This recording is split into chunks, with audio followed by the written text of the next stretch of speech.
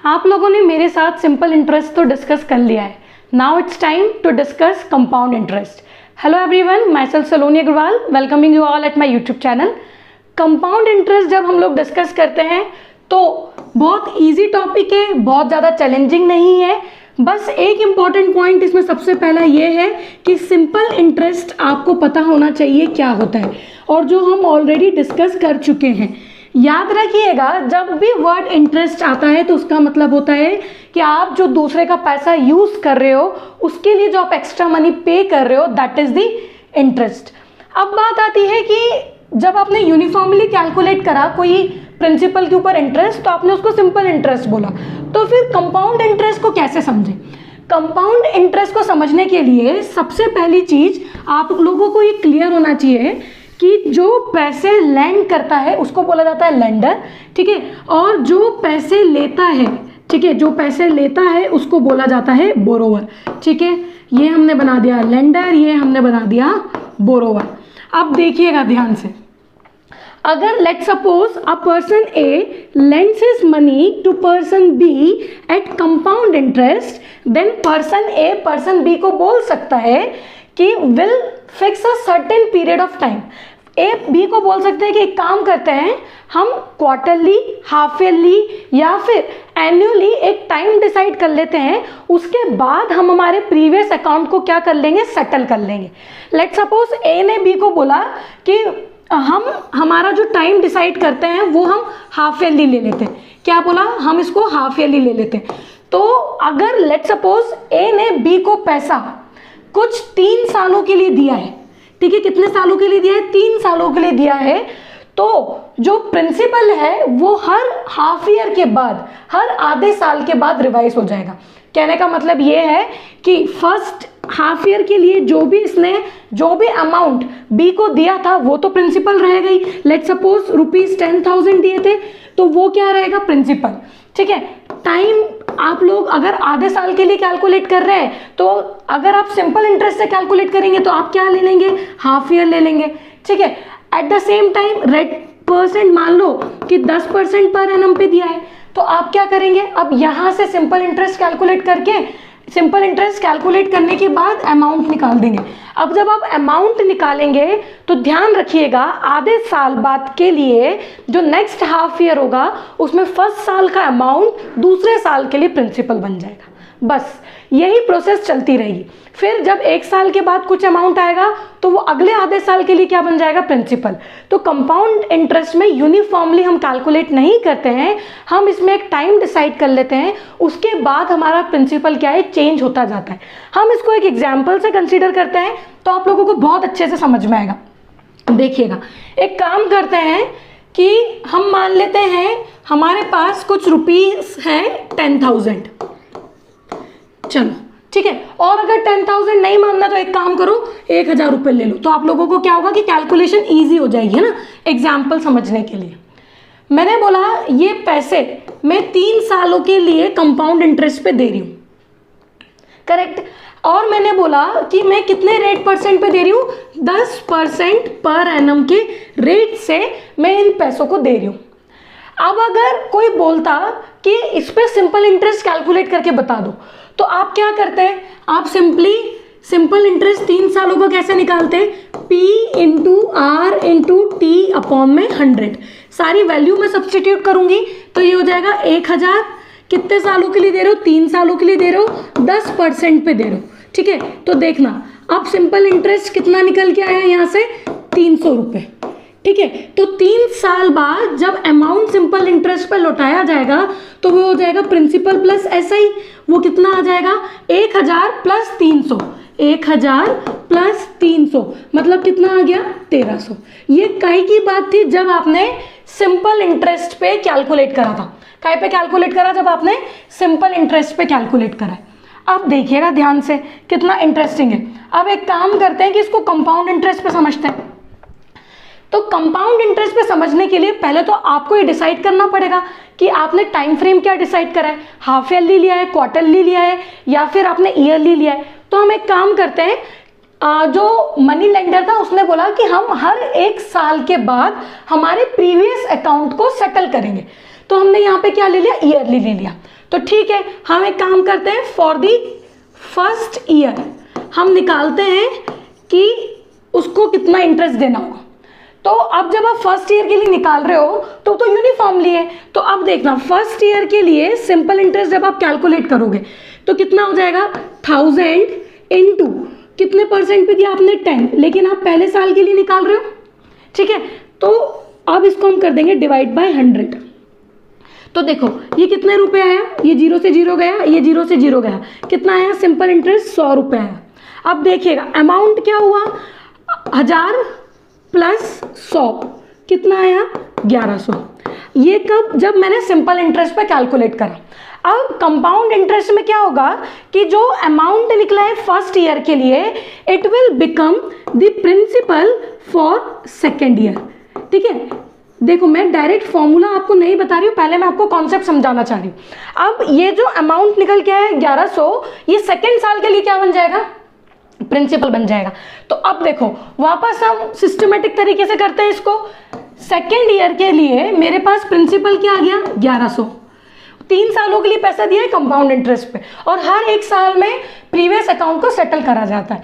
तो अब देखो रेट परसेंट अभी भी क्या है, 10% ही है, और टाइम क्या है, अभी भी 1 साल, मतलब जो नेक्स्ट ईयर है उसके लिए पैसा दिया जा रहा है। अब सिंपल इंटरेस्ट कैलकुलेट करते हैं। तो सिंपल इंटरेस्ट देखना कितना आएगा, 1100 इंटू 10% पे दिया है, 1 सालों के लिए दिया है, डिवाइड बाय 100, ठीक है। ये 100 से 100 चला गया, ये कितना आया, 110 रुपये। अब देखो अमाउंट कितना बन गया, प्रिंसिपल क्या था 1100, सिंपल इंटरेस्ट क्या निकला 110, करेक्ट है। देखना 01210 अमाउंट बन गया। बट ये जो अमाउंट निकल के आया है ये कितने सालों के लिए निकल के आया है, ये आपका निकल के आया है 1 ईयर के लिए, मतलब सेकेंड ईयर के लिए आपने निकाला है। अब थर्ड ईयर के लिए ये क्या बन जाएगा, this ₹1210 will become principal for the third year, क्योंकि हम कंपाउंड इंटरेस्ट पे कैलकुलेट कर रहे हैं तो आपको हर एक साल का निकालना पड़ेगा। अब देखना ये करते करते हम एक फॉर्मूले पे पहुंच जाएंगे, बट पहले हम निकालते हैं तीसरे साल का सिंपल इंटरेस्ट। अब देखो प्रिंसिपल क्या बन गया 1210, टाइम अभी भी हम जो लास्ट थर्ड ईयर है उसके लिए निकाल रहे हैं, मतलब 1 साल बचा हुआ है। रेट परसेंट अभी भी क्या है 10% ही है। अब देखना सिंपल इंटरेस्ट क्या निकल के आता है, 1210 इंटू 10 इंटू 1 अपॉन में 100, ये 0 से 0 ये भी गया, ये कितना आया 121। तो अमाउंट क्या बन गया, फाइनल अमाउंट प्रिंसिपल प्लस, ऐसा ही प्रिंसिपल क्या था 1210 प्लस 121।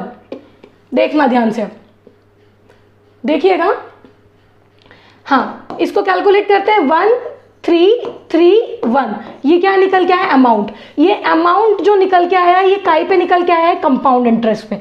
अब देखो आप इजीली बोर्ड पे देखो और कंपेयर करो, जब आपने कंपाउंड इंटरेस्ट पे अमाउंट निकाला तो वो कितना आया 1331 रुपीज। क्यों, क्योंकि हर एक साल में आपको अपना प्रीवियस अकाउंट को सेटल करना था। लेकिन जब आपने सिंपल इंटरेस्ट कैलकुलेट करा तो सिंपल इंटरेस्ट यूनिफॉर्मली कैलकुलेट होता है, तो आपका जो अमाउंट निकल के आया था, देखना कितना निकल के आया था 1300 रुपीज, और जबकि कंपाउंड इंटरेस्ट पे निकाला तो वो कितना है 1331, मतलब 31 रुपए का अंतर आ रहा है। तो कभी भी अगर पैसे कंपाउंड इंटरेस्ट पे दिए जा रहे हैं और वही पैसा अगर आप सिंपल इंटरेस्ट पे दे रहे हो सेम टाइम के लिए, तो कंपाउंड इंटरेस्ट हमेशा ज्यादा निकल के आएगा। अब हम हर बार ऐसे तो सॉल्व करने से रहे, तो इसके लिए we have the direct formula. देखना फॉर्मूला क्या है, ध्यान से देखना। हम लोगों को अगर कंपाउंड इंटरेस्ट कैलकुलेट करना है और अगर हमने टाइम फ्रेम डिसाइड करा है कि हम हमारा प्रीवियस अकाउंट हर साल में सेटल करेंगे, एज इन ईयरली करेंगे, तो आपके पास प्रिंसिपल क्या था 1000 रुपये। कितने सालों के लिए आपने पैसा दिया था, 3 सालों के लिए पैसा दिया था। रेट परसेंट आपने क्या दिया था 10% पर एनम। तो अब देखना डायरेक्टली हमारे पास अमाउंट निकालने का फॉर्मूला है। सिंपल इंटरेस्ट में हम पहले सिंपल इंटरेस्ट निकालते थे, फिर अमाउंट कैलकुलेट करते थे। यहाँ पे कंपाउंड इंटरेस्ट जिससे हम निकालते हैं उसके लिए पहले हमको अमाउंट के लिए डायरेक्ट फॉर्मूला है हमारे पास, अमाउंट बराबर P इंटू 1 प्लस R/100 की पावर T। देखो ये फॉर्मूला आप लोगों को याद करना है। ठीक है, P into 1 plus R by 100 की पावर T। अब यहाँ पे P क्या है, प्रिंसिपल, R क्या है, rate percent, time is in years. Please ये स्टार मार्क कर लीजिएगा, टाइम जो होता है इट इज इन ईयर्स, ठीक है, ये गलती मत करिएगा। अब देखते हैं, हम कैलकुलेट करते हैं कि भाई अमाउंट सेम निकल के आना चाहिए जैसे अभी हमने पिछली बार निकाला है। फॉर्मूले में वैल्यू सब्स्टिट्यूट कर देते हैं, अमाउंट बराबर प्रिंसिपल क्या था, 1000 रुपये था, ठीक है, प्लस रेट परसेंट, कितने रेट परसेंट पे दिया है, 10 पे दिया है, डिवाइड बाय 100, ये तो फॉर्मूले में ही था। कितने सालों के लिए दिया है, 3 सालों के लिए दिया है। अब देखो कैलकुलेट करते हैं, 1000 इंटू 10 को उससे सॉल्व करूंगी तो ये क्या आ जाएगा, 10, तो ये बचा 1 प्लस 1 बाई 10 की पावर 3। एक काम करो, 1000 बाहर रहने दो, पहले अंदर में इसको एलसीएम लेके सॉल्व करो, तो ये कितना हो गया, 10 प्लस 1, दिस इज 11 बाई 10 की पावर 3। इसको सॉल्व कर लेते हैं, 1000 इंटू 11 इंटू 11 इंटू 11, 10 का क्यूब, 10 इंटू 10 इंटू 10 मतलब 1000, ठीक है, ये 1000 से 1000 चला गया। जब आप इसको मल्टीप्लाई करेंगे तो 11 into 11 is 121 into 11 which is basically 1331। तो आपका अमाउंट क्या निकल के आया, 1331। तो ध्यान रखिए कि ये वाला जो फॉर्मूला है ये ईयरली जब आपने कैलकुलेट करा है तब एप्लीकेबल होगा। मतलब मैंने क्या बोला था कि अगर मैं पैसा दे रहा हूँ या दे रही हूँ तो मैं हर 1 साल के बाद अपना प्रीवियस अकाउंट को सेटल करूँगी। तो यहाँ पे मैंने सारी वैल्यू सब्स्टिट्यूट करी और मैंने अमाउंट निकाल दिया। देखना पिछला वाला स्लाइड देखते हैं, क्या निकल के आया था अमाउंट कंपाउंड इंटरेस्ट में, 1331, और जब आपने फॉर्मूले में भी पुट करा तो क्या आया, 1331। तो अब से आपको डायरेक्टली फॉर्मूले में वैल्यू सब्स्टिट्यूट करके अपना आंसर कैलकुलेट करना है। ये जो मैंने आप लोगों को बताया था दिस इज फॉर कि भाई आप लोगों को समझ में आ जाए कंपाउंड इंटरेस्ट होता क्या है। डिफरेंस भी आपको दिख रहा है, सिंपल इंटरेस्ट में आप डायरेक्ट ऐसा ही कैलकुलेट करके अमाउंट निकाल देते थे। यहाँ पे जब आपने फॉर्मूला कैलकुलेट करा तो आपको अमाउंट का डायरेक्ट वैल्यू निकल गया। अगर आप कोई पूछ लेता है कि कंपाउंड इंटरेस्ट कितना है तो कंपाउंड इंटरेस्ट बताने के लिए हमको मालूम है, देखो ध्यान से, कंपाउंड इंटरेस्ट बताने के लिए मैं ये कह सकती हूँ क्या, जितना फाइनल अमाउंट आप दे रहे हो उसमें से जितना आपने पैसा लिया था प्रिंसिपल उसको माइनस कर दो। देखो आपने अमाउंट कितना लिया, प्रिंसिपल कितना लिया था, 1000 रुपये, आप फाइनल अमाउंट कितना लौटा रहे हो, 1331, तो कंपाउंड इंटरेस्ट कितना निकल के आ जाएगा, 1331 माइनस 1000 मतलब 331, ये आ गया मेरा कंपाउंड इंटरेस्ट। तो जो हमारे पास फॉर्मूला है this is for amount. Once you get the amount what you can do is you can minus principal from the amount, you will get the CI, got it. और previous वाले में देखो यहाँ पे पहले आपने SI निकाला था, SI 300 निकल के आया था। तो by seeing this example you can easily differentiate कि अगर पैसा 3 सालों के लिए दिया जा रहा है SI और CI पे तो CI का वैल्यू ज़्यादा होगा। क्योंकि CI का वैल्यू ज़्यादा क्यों हो रहा है, क्योंकि प्रिंसिपल हर साल चेंज हो रहा है। हम कह सकते हैं interest on interest is called compound interest. क्यों ऐसा क्यों बोला, क्योंकि ये जो 100 रुपये इंटरेस्ट निकल के आया था वो जोड़ दिया, फिर वो प्रिंसिपल में जुड़ गया। तो अगर आप इंटरेस्ट पे इंटरेस्ट लगा रहे हो तो उसी को क्या बोला जाता है, कंपाउंड इंटरेस्ट। अब आप लोगों को अच्छे से समझ में आया होगा। अब आप लोगों को मैंने एक बात बोली कि ये फॉर्मूला अगर आप ईयरली कैलकुलेट कर रहे हो उसके लिए, तो आपके मन में डाउट आ सकता है कि मैम अगर कोई बोलता है कि हाफ ईयरली मैं टाइम पीरियड सेटल कर रहा हूँ, टाइम पीरियड फिक्स कर रहा हूँ, तो उसका फॉर्मूला क्या होगा, क्वार्टरली का क्या होगा। कोई दिक्कत नहीं है, समझते हैं। देखना नेक्स्ट देखिएगा, if in case somebody says कि मैं आपको 1000 रुपये ही दे रहा हूँ, रेट परसेंट मैं आपको दे रहा हूँ 10% पे ही दे रहा हूँ, बट मैं आपको पैसे 3 साल के लिए तो दे रहा हूँ, लेकिन मैं अपना जो अकाउंट है वो हर हाफ ईयरली बाद सेटल करूँगा, मतलब हर आधे साल बाद मैं इसको सेटल करूँगा। तो अब देखिएगा फॉर्मूला क्या हो जाता है, अमाउंट बराबर principal into 1 plus R by 100 की पावर T। ये तो ईयरली होता था, जब हाफ ईयरली हो जाएगा तो देखो 1 साल में आप 2 बार कैलकुलेट कर रहे हो, मतलब 6 महीने और 6 महीने 2 बार कैलकुलेट कर रहे हो, तो टाइम क्या हो जाएगा 2। और रेट जो आप यहाँ पे पर एनम लिख रहे हो हर साल के लिए, उसको आप आधे साल के लिए क्या कर दोगे, आधा कर दोगे। ये फॉर्मूला काय के लिए हो गया है, फॉर हाफ ईयरली। ठीक है, आप ये फॉर्मूला याद रखेंगे। वन डे एग्जाम में आप लोगों के पास ज़्यादा टाइम नहीं होता है, तो आपको डायरेक्ट फॉर्मूला पुट करना है और अपना आंसर कैलकुलेट करना है। तो आइए हम लोग इसे निकाल के देखते हैं हमारा अमाउंट क्या आ रहा है। देखना, अमाउंट बराबर क्या होगा, प्रिंसिपल 1000 रुपये है, ठीक है, 1 प्लस रेट कितना था 10/2, ठीक है, और ये कितना आ जाएगा 100 की पावर 2 इंटू टाइम, कितने सालों के लिए पैसा दिया जा रहा है, 3 सालों के लिए पैसा दिया जा रहा है। अब देखना, अमाउंट बराबर 1000, अब ये आ गया 5, ठीक है, और अगर इसको सॉल्व करेंगे तो ये आ गया 20, तो ये आ गया 1 प्लस 1/20 की पावर 6। वैसे तो पावर 6 में आपको कभी भी कैलकुलेशन नहीं आएगी, यहाँ पे हम लोग सेम एग्जाम्पल कंसीडर कर रहे हैं इसलिए पावर 6 बन गए, क्योंकि ये बहुत लंबा जाएगा। ठीक है, तो अगर जब आप इसको सॉल्व करेंगे तो ये कैसे करेंगे, 1000 इंटू 21/20 की पावर 6, तो ये बहुत लंबा कैलकुलेशन जाएगा, इसमें परेशान नहीं होना है। वैसे तो जब भी ऐसा क्वेश्चन होगा तो इतना लंबा वैल्यू आपको नहीं आएगा, ठीक है, तो याद रखिएगा। अब जब इसको सॉल्व करेंगे हम लोग तो हमारे अमाउंट का वैल्यू आता है 1340.09 समथिंग आएगा। ये मुझे मालूम है, मैंने सॉल्व करा हुआ है, आप भी कैलकुलेट करेंगे तो ये वैल्यू निकल के आएगा। एग्जाम में याद रखिएगा कि इतना लंबा कैलकुलेशन नहीं आएगा पावर 6 वाला, वो तो मैंने आपको समझाने के लिए बताया क्योंकि हम सेम एग्जाम्पल लेके चल रहे थे।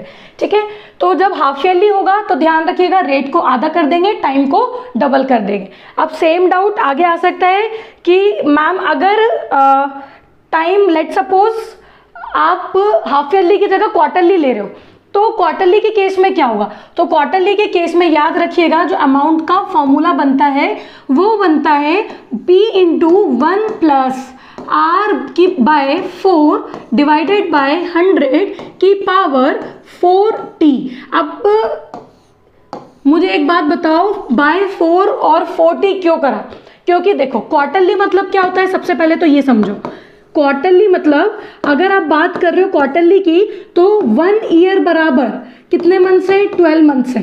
ठीक है, क्वार्टरली मतलब जब भी आप क्वार्टरली की बात करोगे तो डिवाइड बाय 4 कर दोगे, तो 12 मंथ्स को जब मैं 4 से डिवाइड करूंगी तो मतलब ये कितना निकल के आएगा, 3 मंथ्स।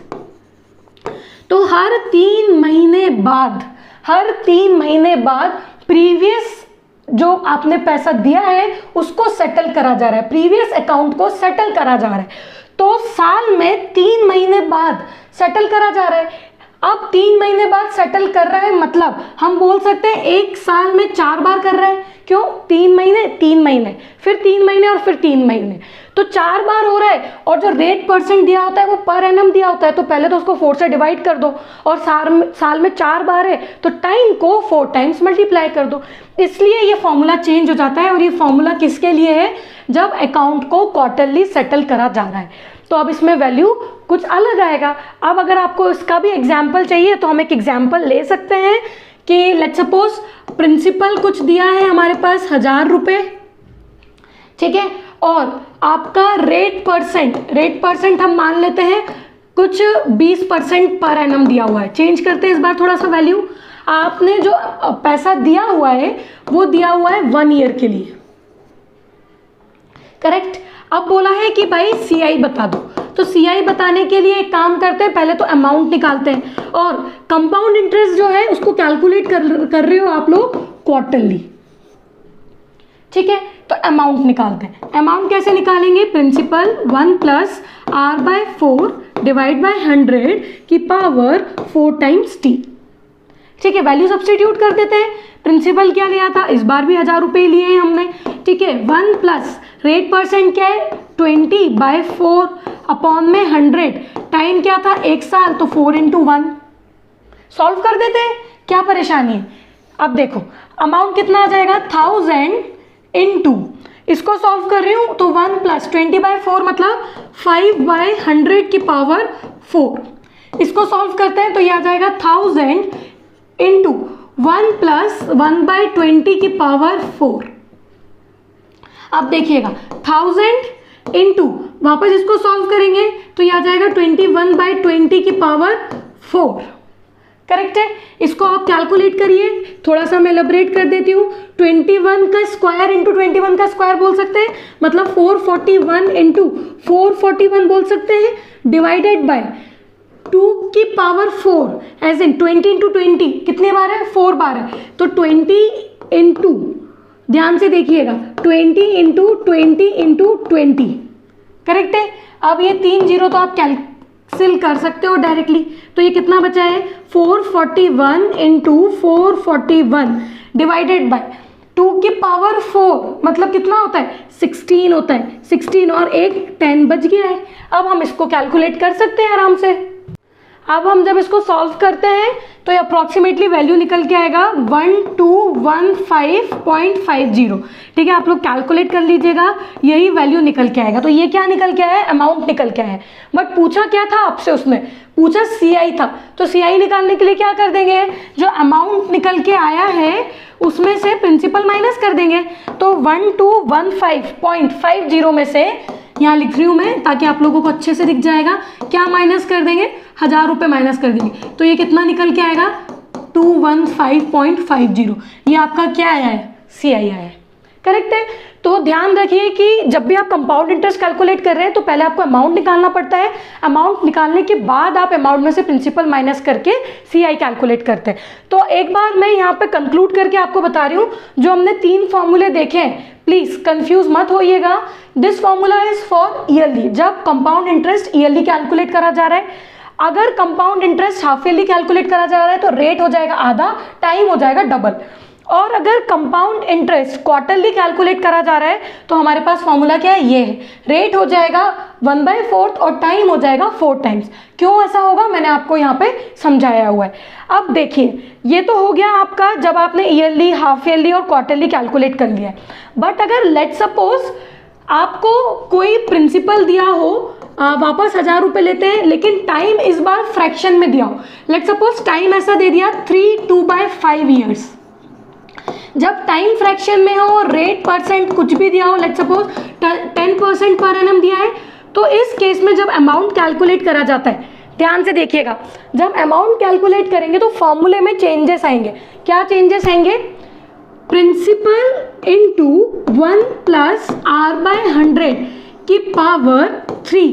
क्यों, क्योंकि 3 पहले 3 साल है, उसके बाद 2/5 और है, तो जो 2/5 है उसके लिए रेट हो जाएगा 2/5/100 बस, और इसकी पावर 1 ही रहेगी, क्योंकि आपने पहले 3 सालों के लिए कैलकुलेट कर दिया और ये बचा 2/5 टाइम के लिए आपने कैलकुलेट कर दिया। तो जब भी फ्रैक्शन में दिया हो तो ये फॉर्मूला याद रखिएगा।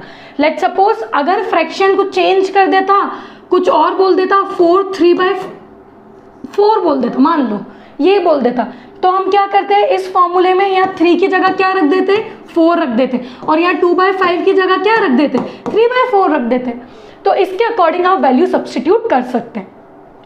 एक और फॉर्मूला हमारे पास है कि अगर मान लो आपको प्रिंसिपल कुछ दिया हो और टाइम बोला कि 3 साल है, ठीक है, प्रिंसिपल 1000 रुपये दिया है, टाइम 3 साल है, लेकिन उसने बोला कि जो रेट परसेंट है it is different for different years, और आप कंपाउंड इंटरेस्ट कैलकुलेट कर रहे हो एनुअली। ये वाला जो फॉर्मूला था इसमें भी याद रखिएगा, हमने जो फॉर्मूला लिखा है, when compound interest is calculated annually, ठीक है। अब अगर एनुअली कैलकुलेट कर रहे हो लेकिन 3 सालों के लिए रेट परसेंट अलग अलग है, पहले साल के लिए R1 है, दूसरे साल के लिए R2 है, तीसरे साल के लिए R3 है, तो इस केस में जो अमाउंट निकल के आता है उसका फॉर्मूला देखिएगा, principal into 1 plus R1/100 into 1 plus R2/100 into 1 plus R3 upon में 100। 3 साल हो गए, ये फर्स्ट साल के लिए, ये सेकेंड साल के लिए, ये थर्ड साल के लिए। अगर आप इसका डेरिवेशन चाहते हैं तो आप कर लीजिएगा, बट एग्जाम में कभी भी ये पूछा नहीं है और ना ही पूछा जाएगा। आप इसको अलग अलग हर साल के लिए कैलकुलेट करेंगे तो भी आंसर सेम आएगा, और अगर आप डायरेक्टली फॉर्मूले में वैल्यू सब्स्टिट्यूट करेंगे तो भी आंसर सेम आएगा। तो जब भी ऐसा कुछ आए, कंफ्यूज नहीं होना है, हमको डायरेक्टली इसको सॉल्व कर देना है। वनडे एग्जाम्स के लिए मैं एक इम्पॉर्टेंट फॉर्मूला बता रही हूँ जो आप लोगों को याद रखना है, वो ये है कि अगर कोई प्रिंसिपल कोई पैसा दिया जाता है सिंपल इंटरेस्ट और कंपाउंड इंटरेस्ट पे। मान लो 2 सालों के लिए दिया गया है, ठीक है। Let's suppose principal is 1000 rupees, 2 सालों के लिए दिया गया है और रेट परसेंट जो भी हो, मान लेते हैं 10% है। तो अगर आपको डिफरेंस कैलकुलेट करना है CI और SI के बीच में 2 सालों के लिए, तो we have direct formula as in CI minus SI। ये क्या, डिफरेंस अगर आपको कैलकुलेट करना है या फिर डिफरेंस दिया हो तो उसके लिए एक फॉर्मूला होता है, डिफरेंस बराबर P इंटू R/100 का स्क्वायर। देखिए, लेकिन आपको याद रखना है ये जो फॉर्मूला है ये सिर्फ 2 सालों के लिए। तो अगर एग्जाम में डायरेक्टली डिफरेंस दिया हो और टाइम 2 साल दिया हो, प्रिंसिपल दिया हो, रेट निकालने को पूछ लेगा तो आप वैल्यू सब्सटीट्यूट कर सकते हैं, ठीक है। But again this is for 2 years, हमारे पास जो फॉर्मूला है ये 2 सालों के लिए। फिर व्हाट अबाउट अगर 3 साल दे दिया हो तो कैसे कैलकुलेट करेंगे, उस केस में भी हमारे पास एक फॉर्मूला है। अगर 3 साल दिया हो तो देखना, डिफरेंस बराबर होता है P R/100 का square into 300 plus R divide by 100। ये कितने सालों के लिए है, जब डिफरेंस 3 सालों के लिए दिया हो, किसके बीच में दिया हो, CI एंड SI के बीच में दिया हो, तो हम ये वाला फॉर्मूला लगाएंगे, ठीक है। तो प्लीज़ ये फॉर्मूलेज आपको याद करने पड़ेंगे। एंड जो मैंने आपको शुरू में कॉन्सेप्ट बताया था वो आपकी अंडरस्टैंडिंग के लिए था, बाकी ईयरली, हाफ ईयरली, क्वार्टरली का फॉर्मूला आप लोग याद रख सकते हैं। अगर एग्जाम में क्वेश्चन आता है CI निकालने के लिए तो हम पहले अमाउंट निकालेंगे, फिर हम CI कैलकुलेट करेंगे, ठीक है। And there are lot of questions जो एग्जाम में पूछे गए हैं और पूछे जाते हैं CI और SI को लेके। आज हमने कॉन्सेप्ट समझा है, आने वाले वीडियोस में will take some examples and हम लोग कुछ क्वेश्चंस करेंगे सो दैट आप लोगों की CI और SI पे अच्छे से कमांड हो जाए। जब तक के लिए आप लोग इन सारे कॉन्सेप्ट्स को एक बार रिवाइज करिएगा। मैं जल्दी ही आपसे दूसरे वीडियो में मिलूंगी। Till then, good luck, take care, all the best.